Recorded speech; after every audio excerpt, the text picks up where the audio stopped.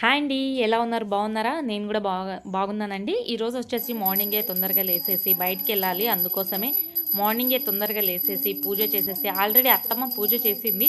నేను ఇంకొద్దిగా డెకరేషన్ చేసేసి దేవుడికి పూలంతా వేసేసి హారతి కూడా ఇచ్చేస్తున్నాను. చిన్నగా దేవుడికి పాట కూడా పాడేసుకున్నాను. ఎలా ఉందో పాట కూడా సౌండ్ వినబడుతుంది కదా! ఎలా ఉందో చెప్పేసేయండి మీరు కూడా నాకు కామెంట్ సెక్షన్‌లో. పూజ కంప్లీట్‌గా చేసేసుకొని మంచిగా దేవుడిని అయితే మొక్కేసాను. దేవుడి గదిలు కూడా చూడండి ఎంత బాగున్నారు. అంటే మాకు తగినంత మేము పెట్టుకున్నామండి దేవుడిని. కలసం టెంకాయ వచ్చేసి బాగా మంచిగా చెట్టు వచ్చింది. అది చాలా పెద్దగా కూడా అయ్యింది.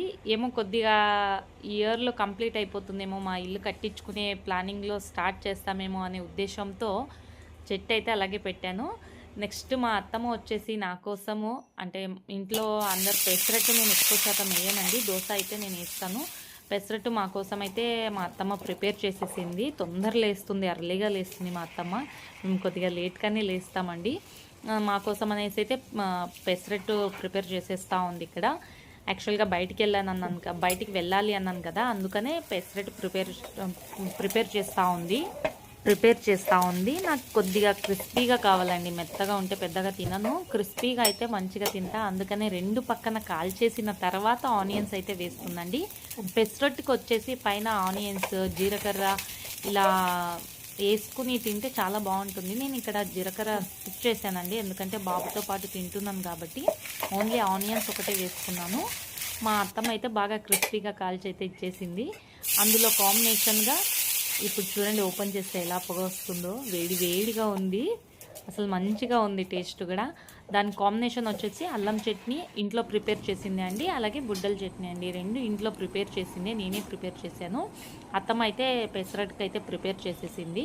తిన్నాము, చాలా టేస్టీగా ఉంది, చాలా మంచిగా ఉంది. బాబు అంటే ఫస్ట్ అబ్బాయికి పెట్టకూడదు అంటారు కదా, అలా సెంటిమెంట్తో ఒక ముద్ద నేనైతే తినేసి నెక్స్ట్ బాబుకి కూడా పెట్టేస్తున్నాను. బాబుతో పాటు నేను కూడా తినేస్తున్నానండి. అంటే బాబుకి ఒక్కటే పెట్టను, నేను బయటికి వెళ్ళాలన్నాను కదా, అందుకోసమే బాబుతో పాటు నేను కూడా తినేసాను. చాలా టేస్టీగా ఉంది అండ్ హెల్తీ కూడా అండి, కూల్గా ఉంది.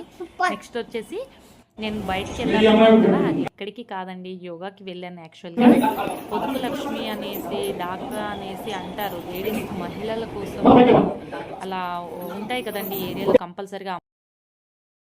అట్లాంటి ప్లస్ డాక్టర్ నాకు పెద్దగా దీని గురించి ఐడియా లేదండి. రీసెంట్గానే జాయిన్ అయ్యాను, అక్కడికి వెళ్ళాము, అక్కడ యోగా చేసేసాము. తర్వాత వచ్చేసి యోగా కంప్లీట్ చేసేసుకుని వచ్చి షాపింగ్ మాల్కి వెళ్ళాము.